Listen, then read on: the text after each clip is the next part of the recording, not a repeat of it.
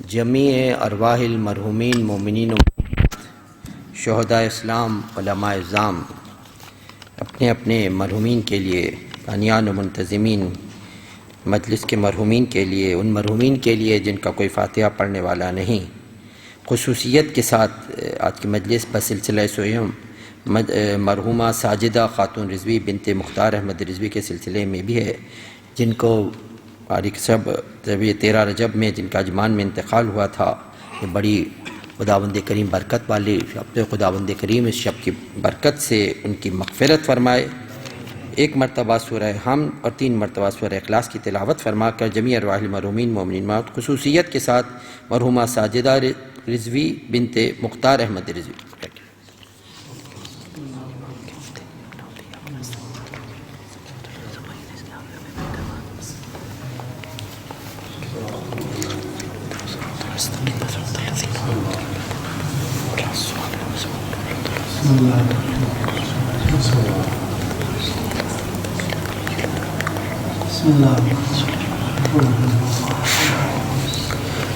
اعوذ باللہ السمیع العلیم من الشیطان اللعین الرجیم، بسم اللہ الرحمن الرحیم، الحمدللہ الذی ہدانا لہذا وما كنا لنهتدي لولا ان هدانا الله لقد جاءت رسل ربنا بالحق الصلاة والسلام على النبي الأمي مكي المدني عربي القرشي الرسول المسدد والمصطفى الأمجد محمود الأحمد أبو القاسم محمد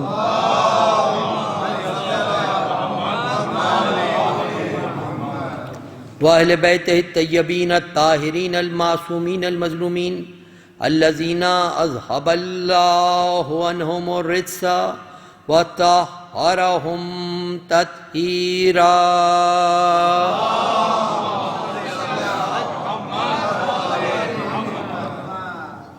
لا سيما بقية الله في الأرضين الإمام المنتظر والحجة الثاني عشر آية الله العظمى والحجة الكبرى روحی وارواح العالمین لتراب مقدمہ الفدا ولعن اللہ علی اعدائہم وعلی غاصب حقوقہم وعلی منکر فضائلہم من الان الی قیام یوم الدین۔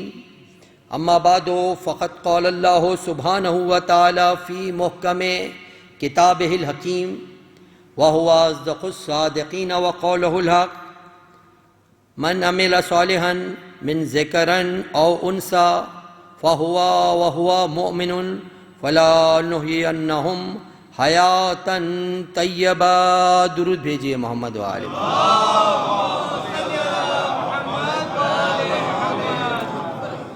مومنین۔ سورہ مبارک نحل کی 97ویں آیہ وافی ہدایہ، ارشاد رب العزت ہو رہا ہے کہ جو کوئی بھی نیک عمل کو انجام دے، چاہے وہ مرد ہو چاہے عورت ہو، اور وہ صاحب ایمان بھی ہو، تو ہم انہیں پاک و پاکیزہ حیات عطا کرتے ہیں۔ تو یہ خداوند کریم کا فرمان ہے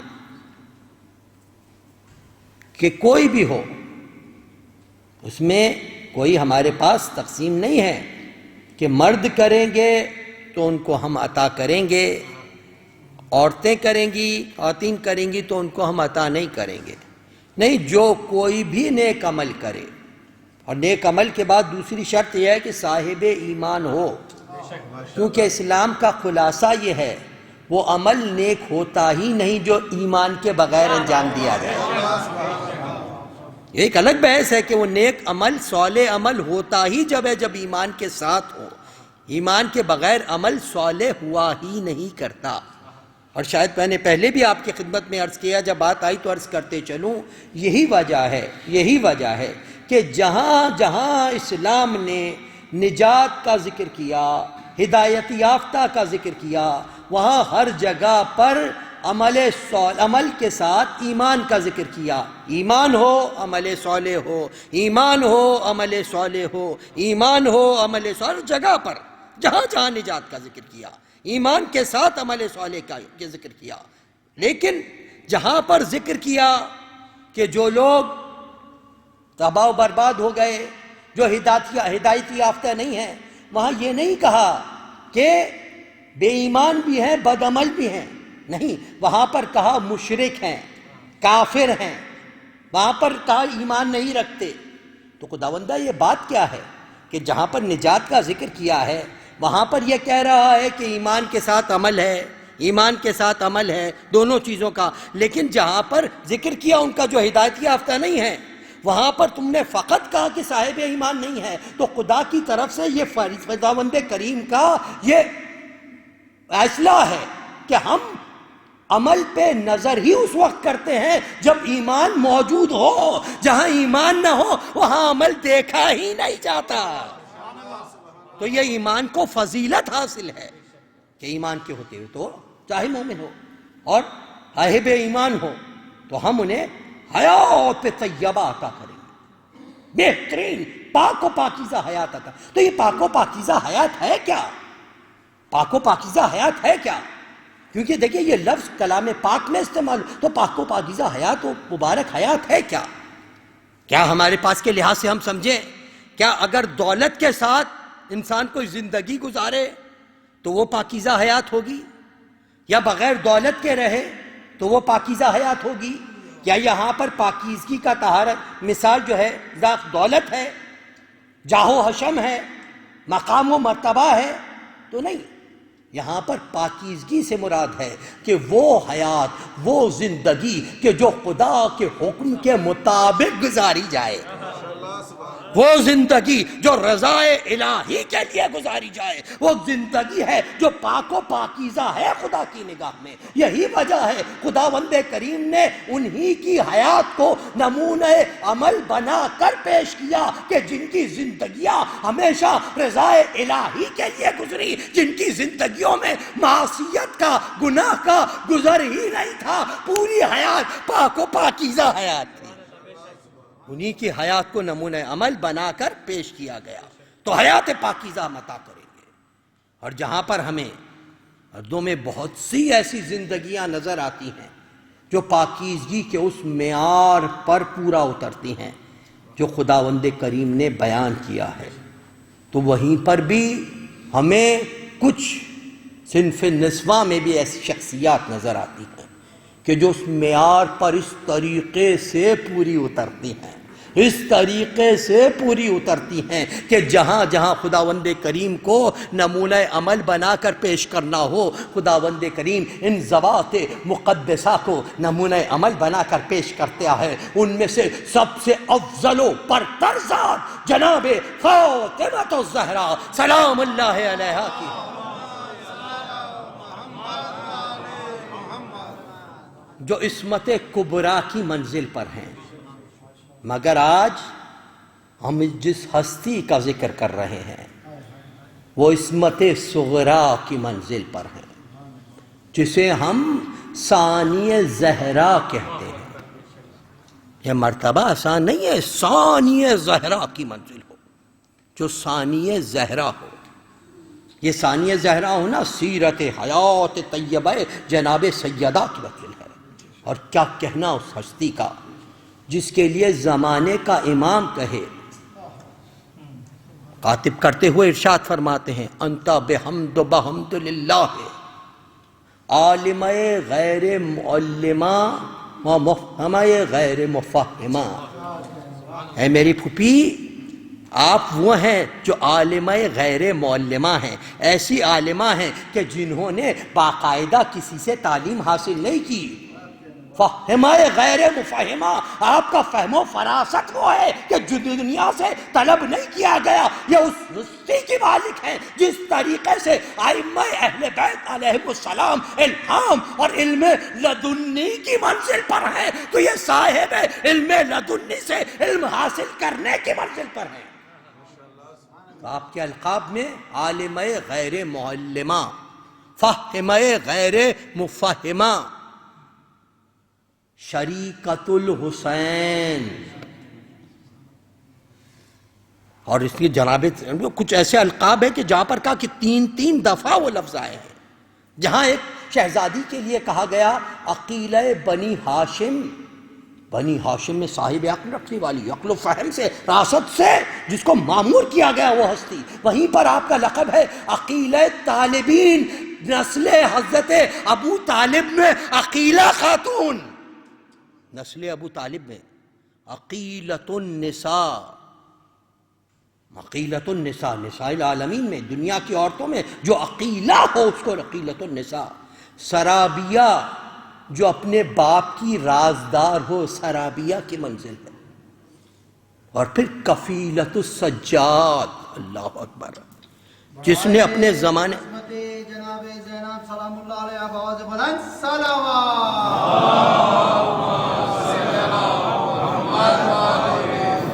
کفیلۃ السجاد، جس نے اپنے زمانے کے امام کی کفالت کی. کفیلۃ السجاد کی منزل یہ آسان نہیں ہے. یہ القاب جناب زینب سلام اللہ علیہ کے ہیں، یہ القاب جناب زینب سلام اللہ علیہ کے، اور وہ شخصیت جناب زینب، وہ مقام جناب زینب، اور ایک فضیلت.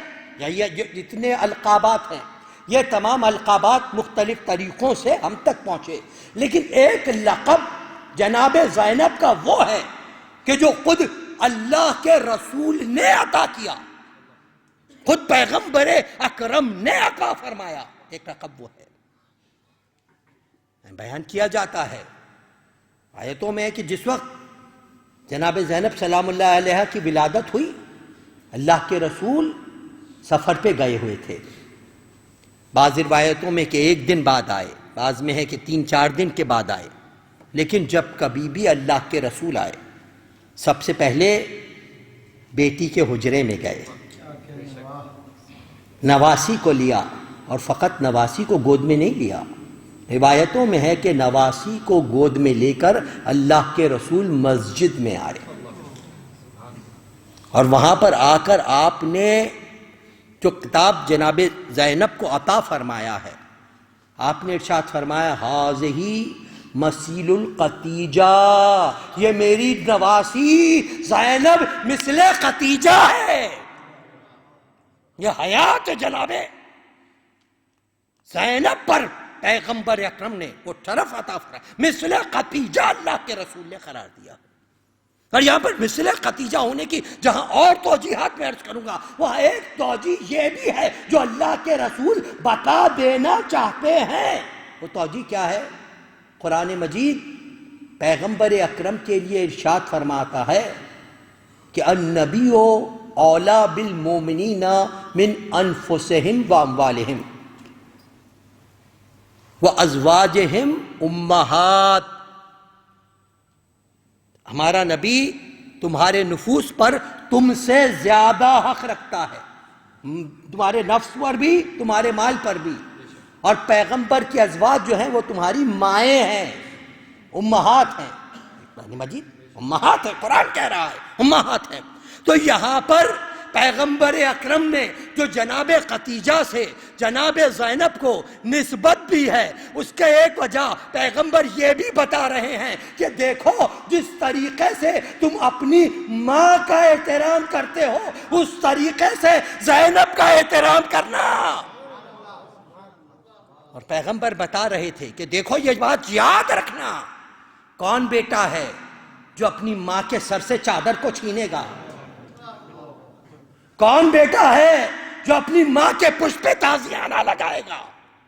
ایک پیغمبر میسج دے رہے ہیں ہمارے کے لیے مثیل قتیجہ ظاہر کر کے کہ دیکھو یہ میری نواسی مثیل قتیجہ ہے. اور دوسری وجہ یہ کہ اس سے پیغمبر اکرم جناب زینب کے آئندہ آنے والے حالات کی پیشن گوئی بھی کر رہے ہیں. کیونکہ دیکھیں میں نے کہا حیات طیبہ، یہ ہمیں ان بیبیوں کی زندگی سے پتہ چلا، ورنہ ہمارے سامنے مثال نہیں ہوتی کہ حیات طیبہ پاکیزہ زندگی گزاری کیسے جاتی ہے. میں نے کہا مردوں میں بہت سی مثالیں ہیں، خواتین میں چند مثالیں ہیں، تو یہ بتانے کے لیے کہ حیات طیبہ کہتے کسے ہیں، کیا پاکیزہ زندگی ہے؟ تو ایک وہ زندگی ہے کہ جہاں پر فاقے ہی فاقے ہیں، جہاں پر پریشانیاں ہی پریشانیاں ہیں، وہ حیات شہزادی کونین کی حیات ہے، جناب سیدہ کی زندگی ہے۔ یہ بی بی کی زندگی پیدائش کے سال سے لے کر جب بی بی کی ولادت ہوئی ہے، وہ پیغمبر اکرم پر سختیوں کے سالوں میں سے سخت ترین سال کہا جاتا ہے، کہ جب دشمنی کی انتہا کر دی گئی تھی، یہاں تک کہ پیغمبر اکرم نے پہلی ہجرت جو حبشہ کی طرف ہوئی ہے، اس کا حکم پیغمبر اکرم نے دینا پڑا کہ لوگ یہاں سے ہجرت کر کے چلے جائیں۔ اتنا سخت وقت آیا، اور اسی سال بی بی کی ولادت ہے۔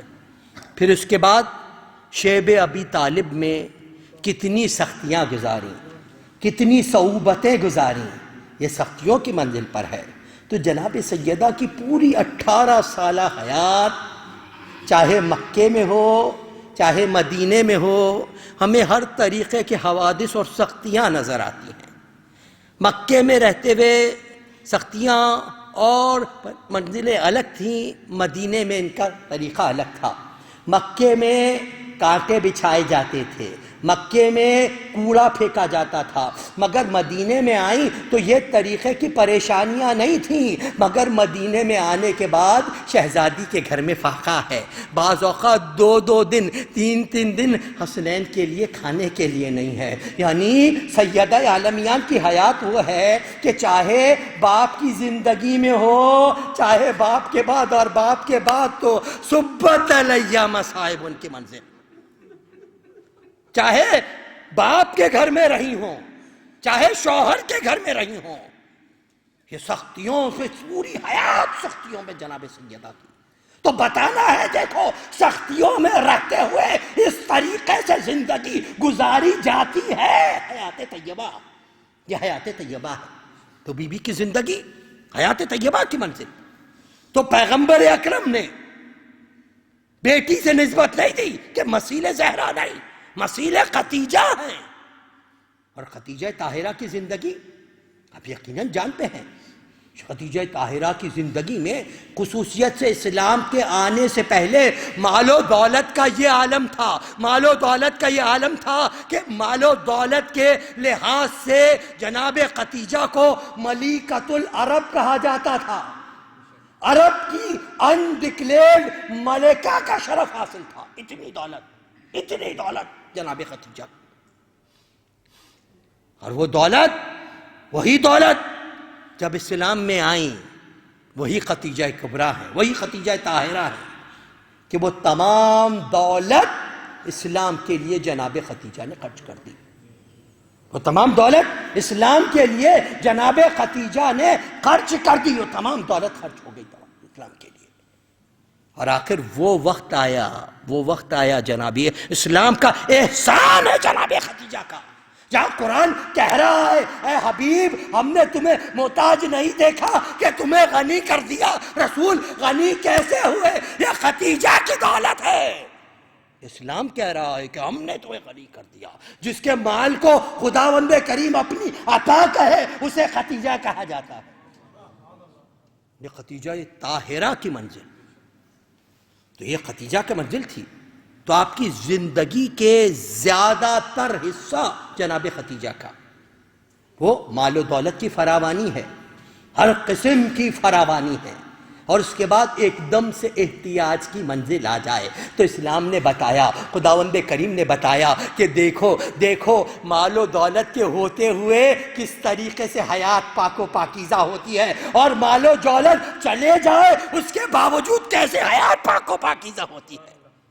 نہ دولت کی محتاج ہے، نہ احتیاج کی محتاج ہے، پاک و پاکیزہ زندگی، یہ جناب خدیجۃ الکبریٰ کی منزل۔ تو بہرحال مسیل خدیجہ ہے جناب زینب سلام اللہ علیہ۔ اور یہ مسیل خدیجہ کیسے ہوئیں؟ اس طریقے سے مسیل خدیجہ ہوئیں کہ جب جناب زینب سلام اللہ علیہ کا اس قابل ہوئیں کہ آپ کا عقد کیا جا سکے، اور یہاں پر ہمیں وہ شرف ہم نظر آتا ہے جو دونوں ماں اور بیٹی کے لیے ہے۔ ایک طرف رسول کا قول ہے، ایک طرف وصی رسول کا قول ہے، ایک طرف ہدیے سے رسول ہے، ایک طرف امیر المومنین کا قول ہے۔ اگر اللہ کے رسول کہیں کہ اگر علی نہ ہوتے فاطمہ کا کوئی کفو نہیں تھا، جناب سیدہ کے لیے اگر علی نہ ہوتے فاطمہ کا کوئی کفو نہیں تھا، وہیں پر یہی منزل جناب زینب سلام اللہ علیہا کے لیے بھی وہی وقت پیش آیا کہ ان کا کوئی کفو نہیں ہے۔ اور یہی وجہ ہے علماء نے جہاں پر بیان کیا ہے جناب معصومہ قم سلام اللہ علیہا کی جو زندگی میں شادی نہیں ہوئی، آپ کی شادی نہیں ہوئی، اس کی ایک وجہ یہ بھی تھی کہ اس وقت پورے مدینے میں نہ رشتہ داروں سے باہر معصومہ قم کا کوئی کفو نہیں تھا، اس لیے جناب معصومہ قم بنت حضرت امام موسی کاظم علیہ السلام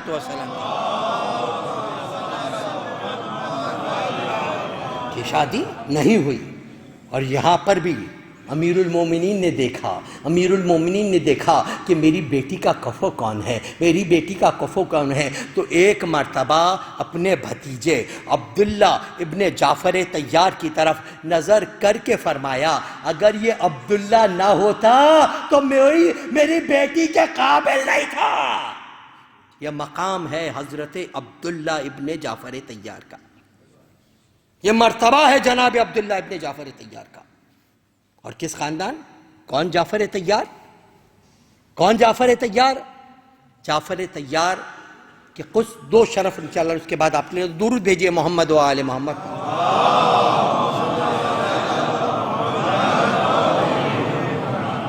کون جعفر طیار؟ جعفر طیار وہ پہلے شہید کہ جب جنگ میں دونوں بازو قلم ہو گئے تو اللہ کے رسول نے ارشاد فرمایا خداوند کریم نے جعفر کو 2 پر عطا فرمائے ہیں اور وہ جنت میں ان سے پرواز کر رہے ہیں، اسی لیے جعفر ابن ابو طالب کو جعفر طیار کہا جانے لگا۔ جعفر طیار کی منزل، یہ جناب اب جعفر کا مقام، جناب جعفر کی منزلت کہ 2 پر عطا، اسی لیے یہ شرف بعد میں حضرت ابو الفضل العباس علیہ السلام کو حاصل ہوا۔ درود بھیجے محمد و آل محمد۔ اسی لیے آپ کا ایک لقب ثانی جعفر طیار بھی ہے، حضرت عباس کا ایک لقب، تو یہ جعفر طیار کا مقام۔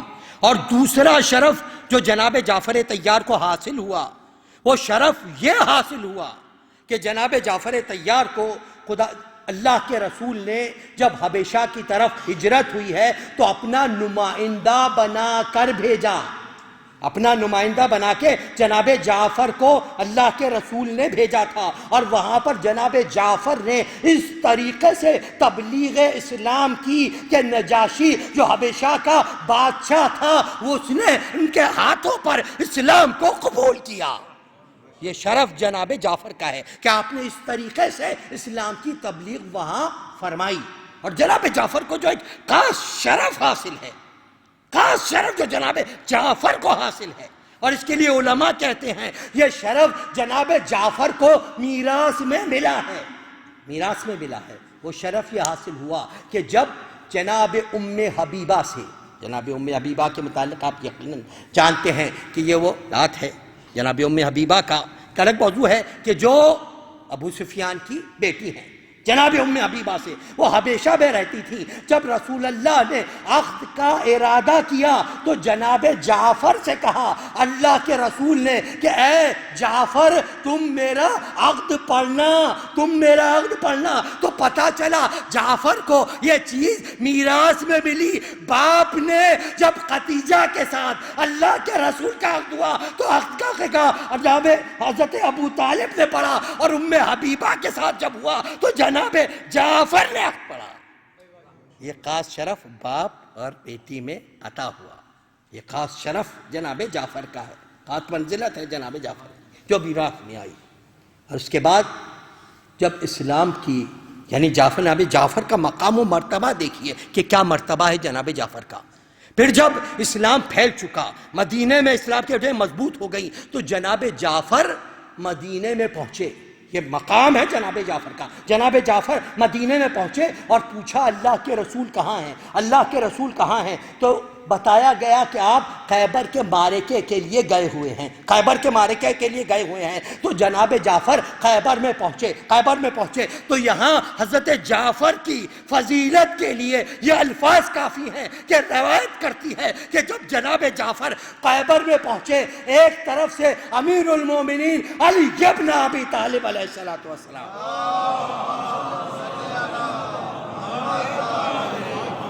خیبر کی فتح کی خوشخبری لیے ہوئے، ایک ہاتھ میں مرہب کا سر ہے، ایک ہاتھ میں خیبر کا در ہے، یہ لیے ہوئے علی خدمت رسول میں آ رہے تھے۔ دوسری طرف سے جناب جعفر آ رہے تھے اللہ کے رسول کے سامنے۔ جب یہ دونوں پہنچے تو اللہ کے رسول کے یہ الفاظ جناب جعفر کی فضیلت کے لیے کافی ہیں۔ آپ نے ارشاد فرمایا کہ مجھ پر دو خوشیاں ساتھ ملی ہیں، ایک طرف فتح خیبر ہے، ایک طرف جعفر کا آنا ہے۔ مجھے پتا نہیں ان دونوں میں سے بڑی خوشی کیا ہے۔ یہ جناب جعفر کا مقام ہے، فتح خیبر کے مساوی جعفر کے قدم ہے۔ یہ جناب جعفر کی منزلت ہے، جناب جعفر کا مقام، جناب جعفر کی منزلت۔ اور یہاں پر ایک فقہی مسئلہ بھی، تو جہاں پر علماء نے کہا کہ پیغمبر اکرم نے وہاں پر ایک مسئلے کو بھی حل کیا، کیونکہ یاد رکھیے کہ اہل بیت علیہ السلام کے گھرانے کو دولت کی پیسے کی ضرورت نہیں ہے، لیکن یہ ہمارے بتانے کے لیے جب جناب جعفر پہنچے تو چونکہ جناب جعفر جنگ ختم ہونے کے بعد پہنچے تھے، تو لہٰذا اللہ کے رسول نے کہا کہ اے جعفر، مال غنیمت تو ان کو ملے گا کہ جو جنگ میں شریک تھے، چاہے لڑے تھے یا نہیں لڑے تھے، چاہے جمے تھے یا فرار ہو گئے تھے، ہر ایک کو مال غنیمت دیا۔ اور تاریخ بتاتی ہے، روایت بتاتی ہے، جو لوگ پیسے والے بنے، غنی بنے، یہ مال غنیمت خیبر تھا، حیدر کرار کی ضرب تھی جس سے غنی بن گئے، جس سے دولت مند بن گئے، جس سے پیسے والے بن گئے۔ ہر ایک کو اتنا مال و دولت ملا خیبر کے سے کہ سب پیسے والے دولت مند بن گئے، مگر جناب جعفر کے لیے کہا کہ جعفر چونکہ شریک نہیں تھے، لہٰذا جناب جعفر کو اس مال غنیمت میں سے نہیں ملا۔ پیغمبر نے بتا دیا مسئلہ، یہ مسئلہ ہے ہمارے پاس، چاہے نزدیک کا ہی کوئی کیوں نہ ہو، کہ جہاں پر شریعت کے حدود ہیں وہاں پر ہم پابند ہیں۔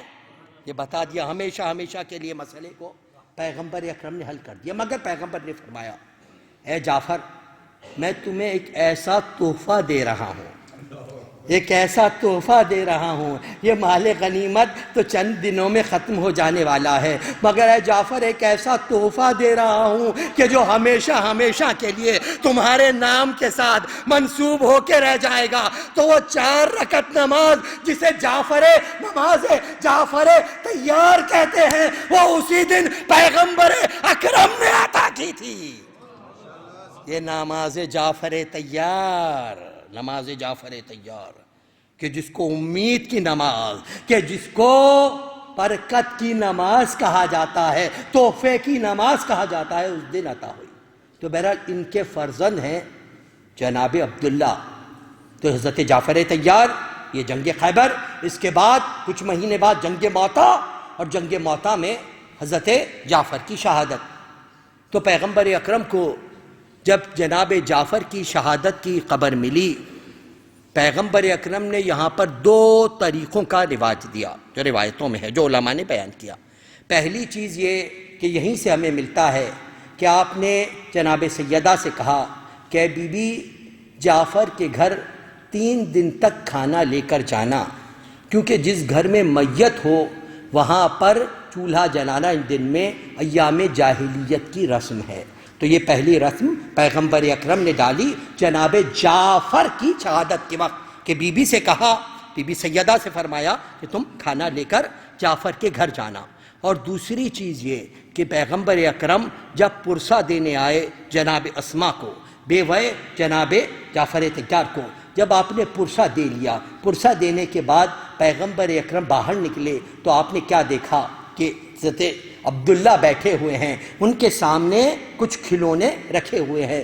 آپ نے پوچھا اے عبداللہ کیا کر رہے ہو، کیا کر رہے ہو؟ تو جناب عبداللہ نے کہا یا رسول اللہ تجارت کر رہا ہوں، تجارت کر رہا ہوں۔ تو پیغمبر اکرم نے ان کے سر پہ ہاتھ رکھ کے کہا خداوندہ اس کے مال میں اتنی برکت دینا، اتنی برکت دینا کہ وہ برکت ہمیشہ باقی رہے۔ پیغمبر کی لب مبارک سے نکلے ہوئے جملے ہیں، اتنی برکت دینا، تو ایسی برکت ہوئی اور لہٰذا ہمیں بھی بتایا گیا۔ اس لیے ہمارے پاس روایات موجود ہیں کہ انسان کی اگر کہیں دعا قبول نہیں ہوتی تو 3 جگہیں ایسی ہیں کہ جن سے دعا اگر کہیں نہیں قبول ہو تو وہاں قبولیت کی منزل ہے۔ ایک منزل یہ ہے کہ جب کبھی بھی خانہ کعبہ میں جاؤ، جیسے ہی کعبے پر نگاہ پڑے فوراً دعا کرو، دعا مستجاب ہے، دعا مستجاب ہے۔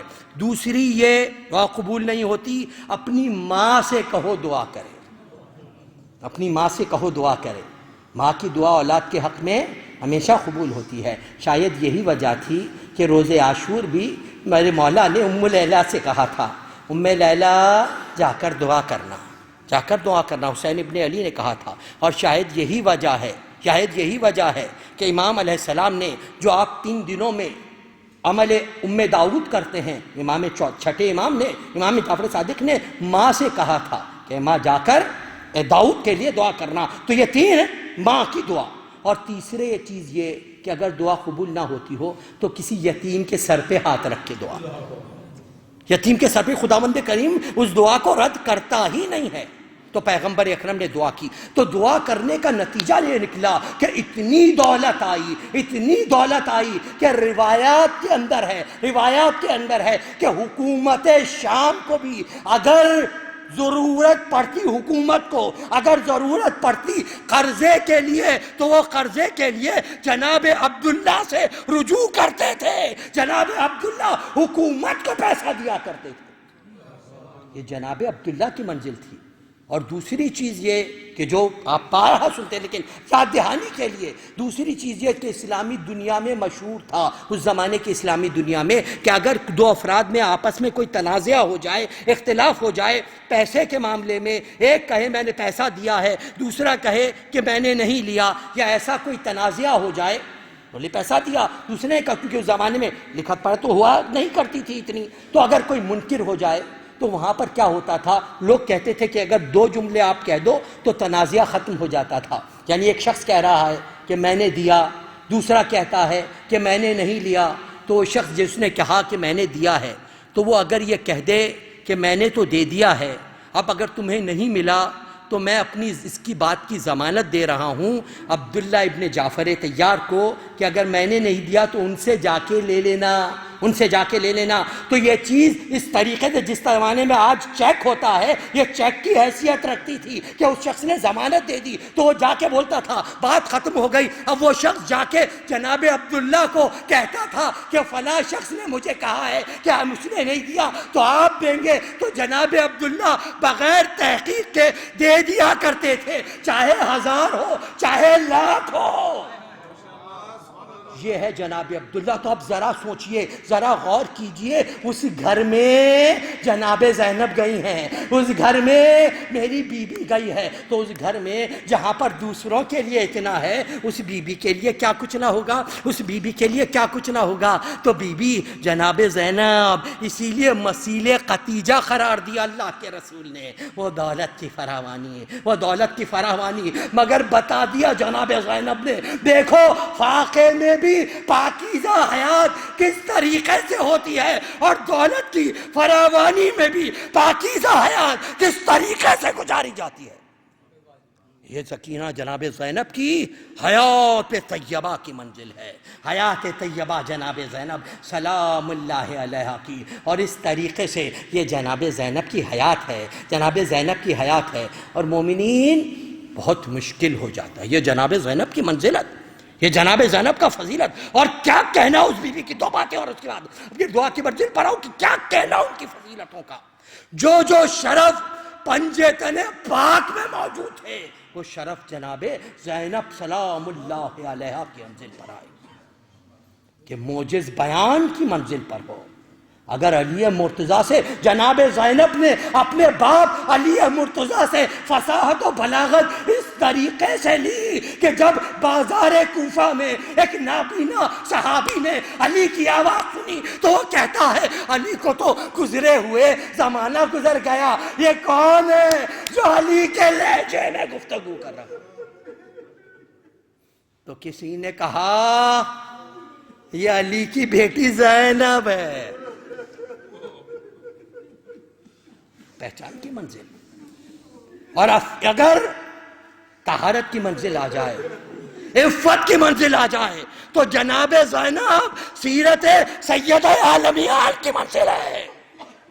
یہ منزل ہے سیرت علیہ کی کہ پڑوسی کہتا ہے، یا کہتا ہے کہ میں کوفے میں عرصہ دراز تک امیر المومنین کا پڑوسی رہا، مگر مجھے خبر نہ تھی کہ اس گھر میں کوئی خواتین بھی رہتی ہیں، کچھ بیویاں بھی رہتی ہیں۔ یہ حالت تھی، عفت کا عالم یہ تھا، پردے کی کیفیت یہ تھی کہ اگر کبھی رات کو میری شہزادی کو اگر مدینے میں ہے نانا کے روضے پر جانا ہو، شب کے آخر وقت میں امام حسن اور امام حسین نکلتے تھے، دونوں بھائی پردے کا انتظام کیے ہوئے، بابا آگے آگے، علی آگے آگے، جب مدینے میں پہنچتے تھے روضہ رسول پر تو اگر چراغ روشن کا ہوتے تھے تو ان پر کپڑا ڈال دیا جاتا تھا یا بجھا دیے جاتے تھے۔ یہ عفت کی منزل۔ اور حلم کا کیا کہنا، یہ حلم و بردباری اپنے بھائی حسن کی منزل ہے، اور شجاعت میں مثل حسین ابن علی ہے، شریکت الحسین ہے زینب، اور زہد و عبادت کے اندر مثل عابد بیمار ہے۔ یہ شرف جناب زینب کو حاصل ہے، یہ شرف صدیقہ جناب زینب سلام اللہ علیہا کو حاصل ہے۔ اور مومنین بڑا مشکل ہو جاتا ہے کہ جہاں پر ایک مرتبہ مال و دولت سے انسان ایسا ہو کہ مال و دولت کی فراوانی ہو، اور ایک ایسا وقت آ جائے کہ جہاں پر احتیاج کا عالم یہ ہو جائے کہ زینب 4 سالہ سکینہ پانی مانگ رہی ہے، زینب مہیا نہیں کر سکتی، علی اصغر پیاسا ہے، زینب مہیا نہیں کر سکتی۔ ذرا سوچو تو صحیح کتنا بڑا امتحان ہے، جہاں احتیاج ہو وہاں پر ضرورت نہیں پڑتی، مگر جہاں پر ہر شے کی فراوانی ہو وہاں پر پانی تک نہ رہے، کتنا بڑی آزمائش ہے۔ اور یہ آزمائش ذرا اور سے سنیے گا، کیونکہ خداوند کریم فرماتا ہے کہ تم ہمیں عطا کرو، ہم تمہیں دگنا کر کے تمہیں دیں گے، ہماری راہ میں خرچ تو کرو، ہماری راہ میں دو تو صحیح۔ اور جناب عبداللہ کی زندگی اس کا نمونہ ہے، جتنا وہ دیتے رہے اتنا ہی آتا رہا، اور فراوانی ہوتی رہی۔ تو یہاں پر ذہن کے اندر یہ چیز بھی آ سکتی ہے نا کہ خداوندہ ہم نے تو سب کچھ تیری بارگاہ میں دے دیا، پھر وہ جو وعدہ ہے وہ وعدے کی منزل ہے۔ اسی لیے ائمہ کا فرمان ہے، خبردار دیکھو، بعض اوقات آزمائش کی منزل ہے، بعض اوقات امتحان کا منزل ہے، خدا سے امید یقیناً رکھنا مگر خدا کا امتحان اعوذ باللہ نہیں لینا، یہاں پر یہی منزل ہے۔ جناب زینب ایک زمانے میں مال کی اتنی فراوانی، ایک مقام پر یہ ہے جہاں پر پانی بھی میسر نہیں ہے، مگر کوئی مقام نہیں ملتا کہ جہاں پر زینب نے سوائے حمد الہی کے اور شکر الہی کے کچھ اور کہا ہو۔ ہر مصیبت پہ الحمدللہ رب العالمین، ہر مصیبت پہ خدا کا شکر ادا کرنا، یہ جناب زینب کی سیرت ہے۔ مگر دو چیزیں جناب زینب نے بتا دی اپنی حیات میں کہ دیکھو سب کچھ صحیح، مگر دو چیزوں پہ کسی قسم کا سمجھوتا نہیں ہو سکتا، کسی قسم کا سمجھوتا نہیں ہو سکتا۔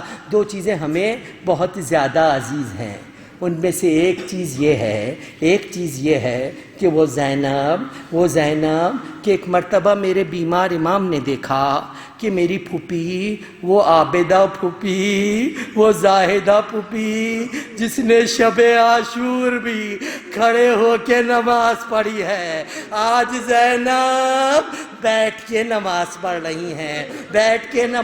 رہی ہیں، میرا بیمار امام آیا، پھوپھی اماں یہ کیا حالت ہے پھوپھی اماں؟ کہا بیٹا سید سجاد سن نہیں سکو گے، کہا نہیں بیٹا بیان کرو۔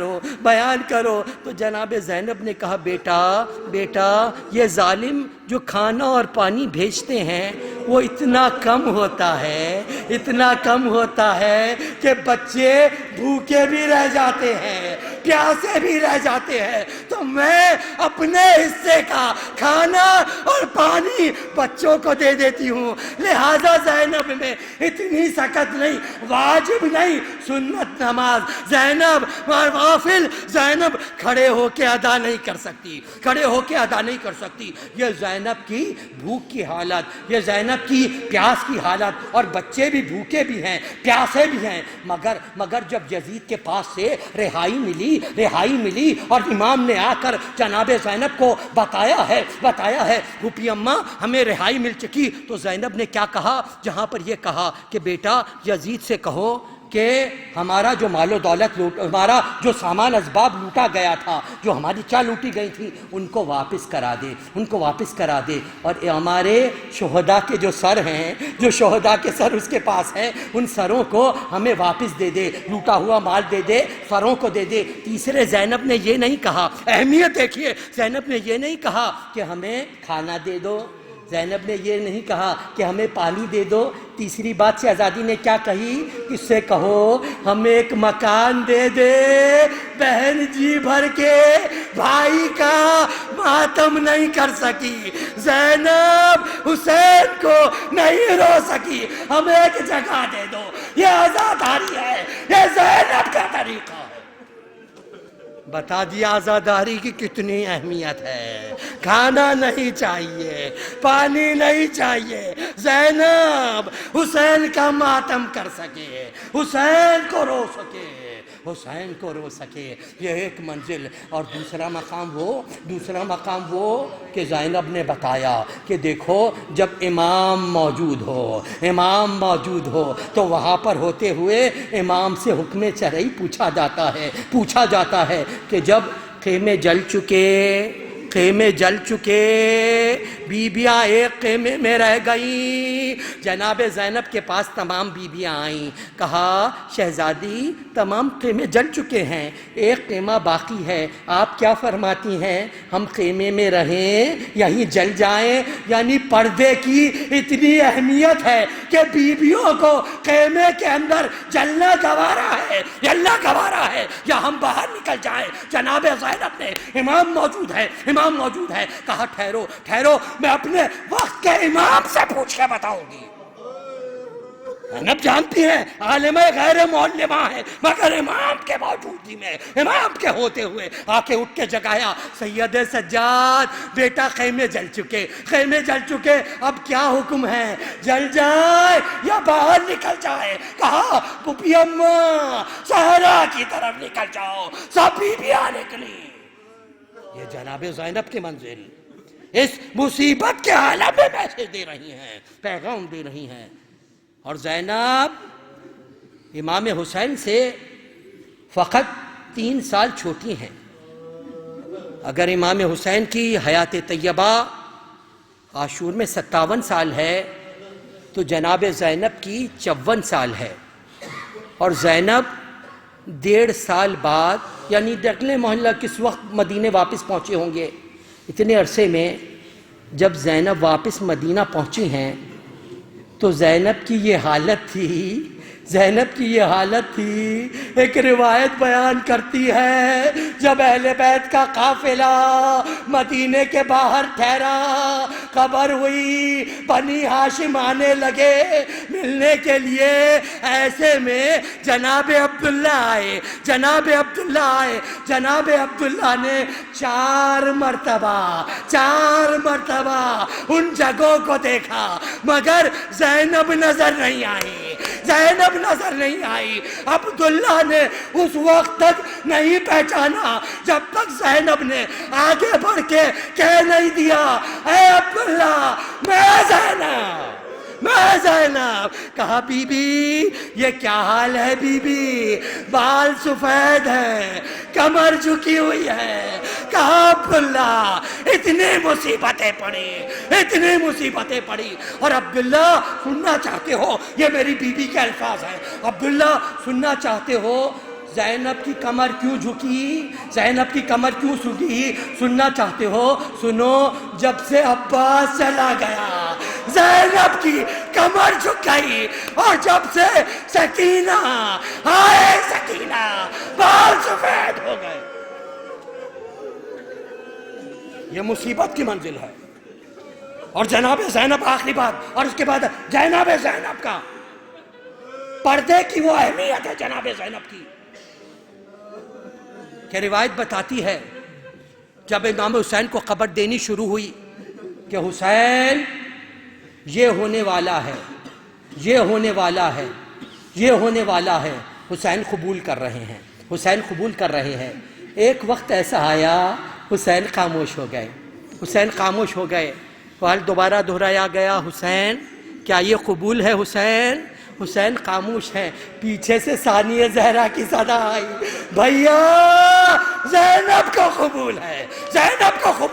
یہاں پر ایک شاعر نے میرے مولا کی آخر وقت حسین ابن علی نے جو مناجات کہی ہے تو تم نے عرض کر رہا ہوں. حسین کہتے ہیں, اے خدا تجھ پہ میں صدقے میرا لشکر بھی نثار, اے خدا تجھ پہ میں صدقے میرا لشکر بھی نثار. دل فدا, روح فدا, جان فدا, گھر بھی نثار. علی اکبر بھی فدا اور علی اصغر بھی نثار. تجھ پہ باقر بھی فدا, عابد مستر بھی نثار. میں نے جو کچھ تیرے دربار سے پایا مولا, سبھی خوش ہو کے تیری راہ میں لٹایا مولا. اور سر میرا کٹ کے یقین ہے سوئے کوفہ جائے, پھر یہ محتاج بھرا نظر تیری کیا لائے. تو تیر ہاتھوں پہ اصغر کو بھی اب کھلوائے کہ درجہ صبر جو باقی ہے وہ سب ہاتھ آئے. پیشکش لاشہ اصغر بھی اٹھا لائے. حسین ہاتھ خالی تیرے دربار میں کیا ہے حسین؟ آخری بند ہے, کہتے ہیں سب میرے نور نظر قتل ہوئے پیش نگاہ. بندے نے شکر کیا اور کہا انا للہ, جبکہ ہو مرض یہ معبود سے بندہ آگاہ. پھر ستم پر ہو ستم نہ کہوں میں منہ سے اور یہی کہہ لیا جہاں زحمت دی تھی. آگے کہتا تھا نہ اریاں سرے قہر دیکھوں, پر جو تو خوش ہو تو زینب کو کلے سر دیکھوں. بس ارباب اعظم مجلس تمام ہوئی. یہ زینب کا پردہ, اور زینب کا پردہ ہے کیا؟ جب کولی ملعون دربار جناب امیر مختار میں لایا گیا, جناب مختار نے پوچھا, اے شقی بتا, میں نے سنا ہے کہ تو نے شام غریبہ میں 3 ایسے ظلم کیے جو کوئی دوسرا نہیں کر سکا. اس نے کہا ہاتھوں کو جوڑ کے کہ امیر رہنے دے. کہا نہیں تجھے بتانا ہوگا. وہ شقی کہتا ہے کہ جب لاش حسین پر گھوڑے دوڑا دیے گئے, رسول کے نواسے کا لاشا پامال سمے اسپاں ہو چکا, اور ہمیں حکم ہوا کہ اسباب لوٹ لو. سب شقی آئے, اسباب لوٹنے میں لگ گئے. مجھے دیر ہو گئی. میں جب پہنچا تو اسباب لوٹا جا چکا تھا. تو ایک تو ایک تو اس شقی نے ایک 4 سالہ بچی کے کانوں سے گوہر کو چھینا، دوسرے اس شقی نے میرے بیمار امام کے نیچے سے بستر کو کھینچا، تیسرا یہ شقی بیان کرتا ہے میں خیمے میں پہنچا، سب اسباب لوٹا جا چکا ہے، سب بیبیوں کے سروں سے چادریں چھینی جا چکی ہیں، مگر ایک چادر ایسی ہے جو اب بھی اپنے سر پر موجود ہے۔ کسی شقی میں جرت نہیں ہے کہ اس چادر پہ ہاتھ ڈال سکے، وہ چادر ہے زینب کی چادر، وہ چادر ہے ثانیہ زہرا کی چادر۔ ہر شقی کو پتا ہے زینب کسے کہتے ہیں، کسی میں مجال نہیں زینب کی چادر پہ ہاتھ ڈال دے، مگر وہ ملعون کہتا ہے میرے میں ہمت نہیں ہے بیان کر سکوں، کس منہ سے کہوں، وہ کہتا ہے میں آگے بڑھا، میں نے زینب کی چادر پہ ہاتھ ڈالا، زینب کی چادر پہ ہاتھ ڈالا، زینب نے چادر کو مضبوطی سے پکڑ لیا، میں کھینچ رہا تھا، زینب چادر نہیں چھیڑتی، وہ ظالم کہتا ہے میرے ایک ہاتھ میں تازیانہ تھا، میں بولے وہ تازیانہ زینب کے منہ پہ مارا، چادر چھینی، ہائے زینب مدینے کا رخ کیا، ہائے بابا۔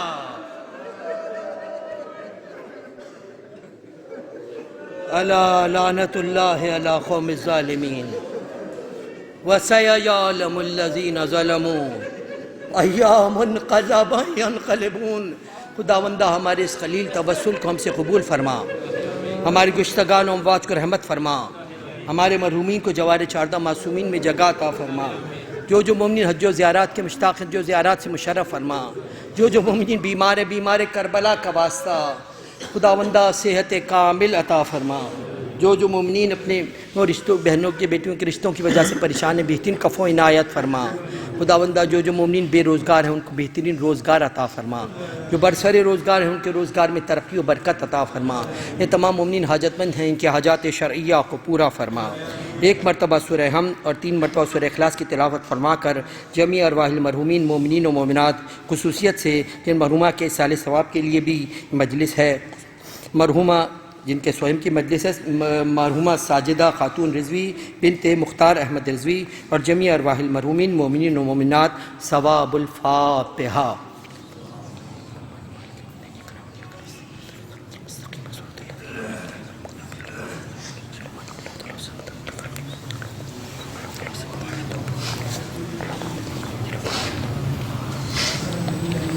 ربنا تقبل منا انک انت السمیع العلیم۔ ماتم حسین۔